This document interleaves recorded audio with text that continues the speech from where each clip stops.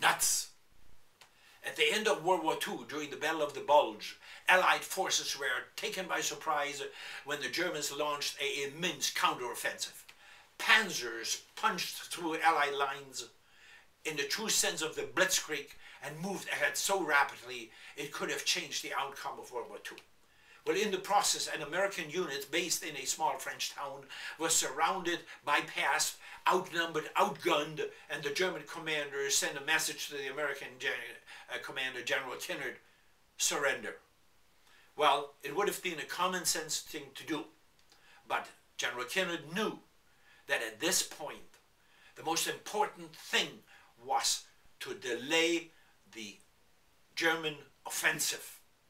So he sent only one word as a reply to the German tank commander: nuts.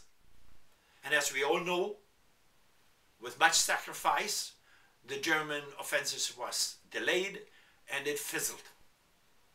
So what does that have to do with Washington and with the coming elections? Be patient. Can I ask you a question first? Are you a member of the disgusted majority? Totally ticked off as I am, at Washington when they see them totally incompetent in solving any one of our problems? When they, under the influence of special interests, come up with healthcare legislation that, bottom line, is not much more than a government-induced rip-off by insurance and drug companies? When they are totally incapable of making us energy independent with all our reserves and capacities? Did you know that every year we are selling, yes, selling is the right word, $500 billion worth of the US to foreign oil companies? And when these people in Washington, our legislators, expect me and you, us, to accept that as achievements, I only have one word for them: nuts. I'm pretty ticked off. You can tell. Well, so who am I and what I'm trying to do? My name is Dr. Hans Kugler. I am a former retired professor of chemistry. I'm now heading a stem cell laboratory with equipment that you see as a stem cell laboratory. In energy discussions on the internet, it came up that I ran in '94 for US Congress, and somebody said, what would you do if you're elected to Washington? And now I outlined my points, and suddenly I found myself on PickensPlan.com. I was endorsed by tbook.org, the website of the Tea Party. And somebody else put me on the internet. Here's a German scientist who has some good ideas, and so on and so on. Well, anyway, bottom line, I am on the ballot for these elections as write-in for U.S. Senator for the state of California. Get involved. That's the important part. I don't need this job, but I will do it. If I elected, I will go there, and without any special influences. And I will follow point by point what I say and what I promise. So what is there? What would I do if elected as U.S. Senator to Washington? Number one, I would take a 30% pay cut. Can you imagine? Can you see the faces of all these representatives in the House? Dr. Kugler is taking a 30% cut. Would you follow his example? Anyway, number two, if not re-elected at any future point, I would take only a short transition back into private life. I do not believe that anybody deserves a full lifetime retirement after serving in the Senate or in the House, which in my opinion is an honor and not just a job where you get paid off by everybody. Okay. Number three, for America, and not for any special interest. Number five, for America, and not for one specific party. Republican or Democrat makes no difference. You know, we've come to this point in this country where what is good for America is down there in order of priorities. And up there is they and I and this and that. And payoffs and special interests and everything else. That has to end. Anyway, create jobs for America. Bring exported jobs back to America. No question about it. Carly Fiorina, another candidate for Senate in California, formerly Hewlett-Packard, recently found an excuse, or shall we say, explained why she had to export thousands of jobs to other countries when she worked for Hewlett-Packard, and she blamed it on the tax system.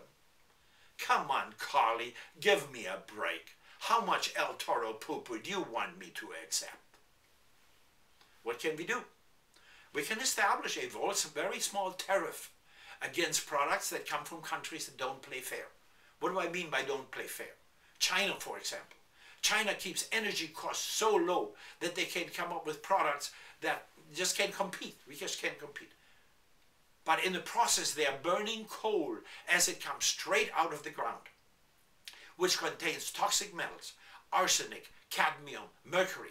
And that is so much, it doesn't only pollute China, it pollutes the entire oceans of this entire globe to a point where health authorities don't recommend that pregnant women do not eat fish anymore because they are so poisoned. Look at this. We can go back to the Bible. The best possible nutrition comes from the oceans. And here we are screwing it up from top to bottom, and we are not really doing anything about it. What else can we do? We can post all these companies that are exporting jobs on the internet and everywhere and tell people who does that, and just have people decide if they wanted to buy products from them. How about that? Okay. Healthcare legislation. I already mentioned that I think it's nothing else but a rip-off, government-induced by drug and insurance companies. Why would I say that? Before they came up with healthcare legislation, they talked a lot about prevention, teaching people prevention, how prevention and good health habits can reduce healthcare costs by 50%.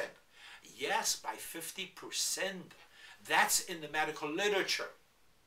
Let me give you an example.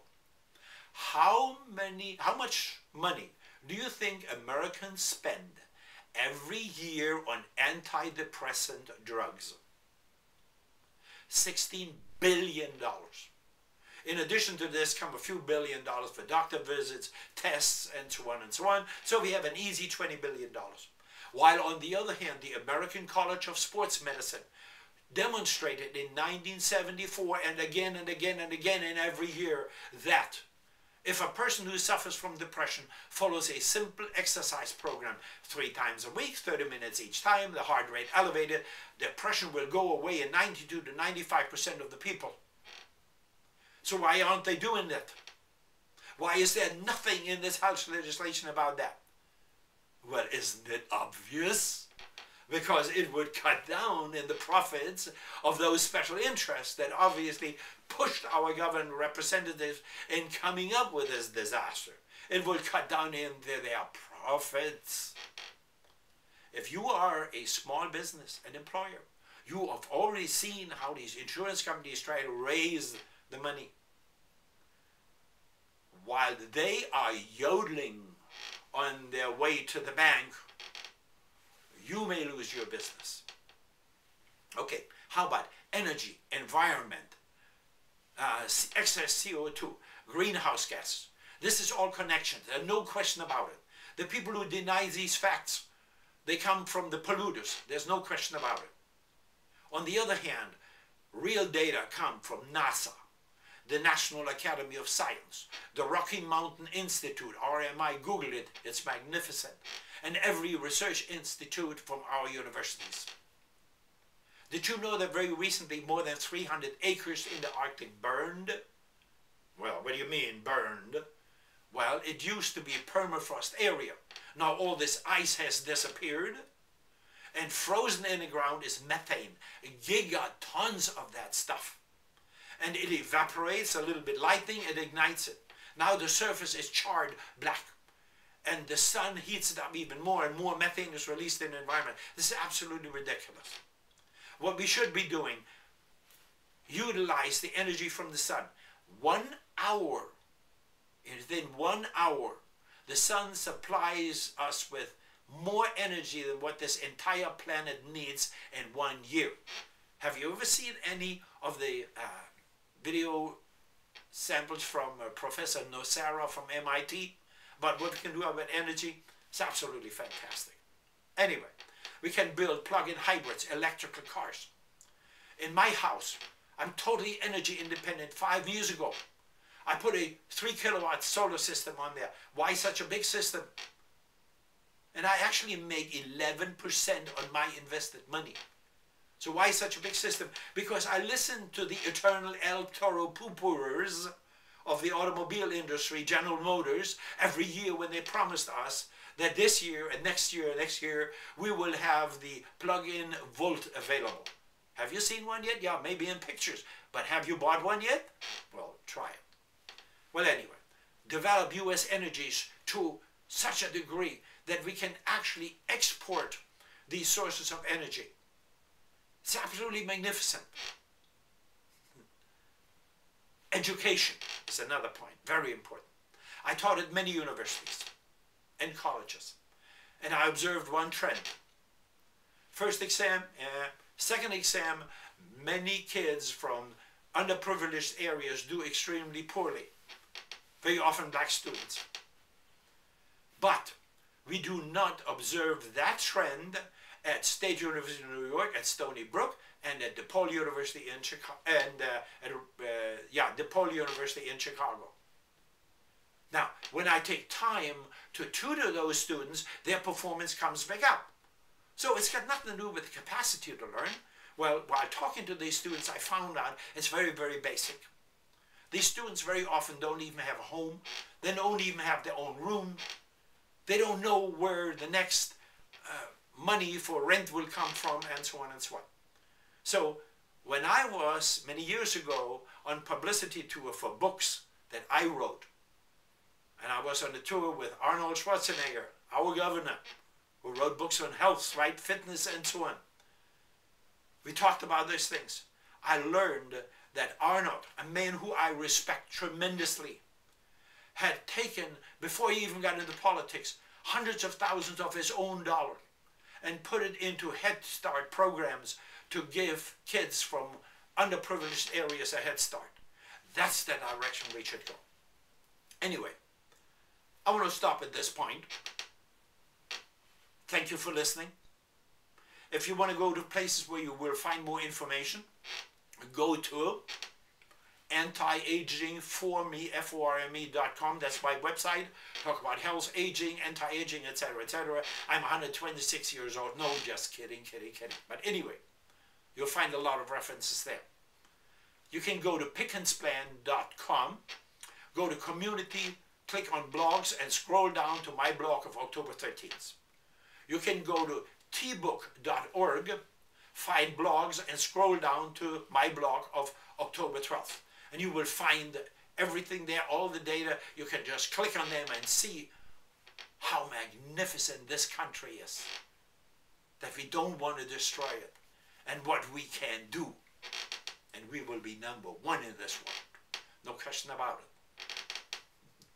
Anyway, in the meantime, and there will be number 2 of this talk, which will be actually a different title. It will be Nuts to Washington. And we will discuss things like, with Muslims, something politicians don't want to talk about, but we have to face the facts. Gun legislation, Arizona, and so on and so on. And in the meantime, until we meet again, God bless you, God bless America, and to my buddies in the military, Semper Fi.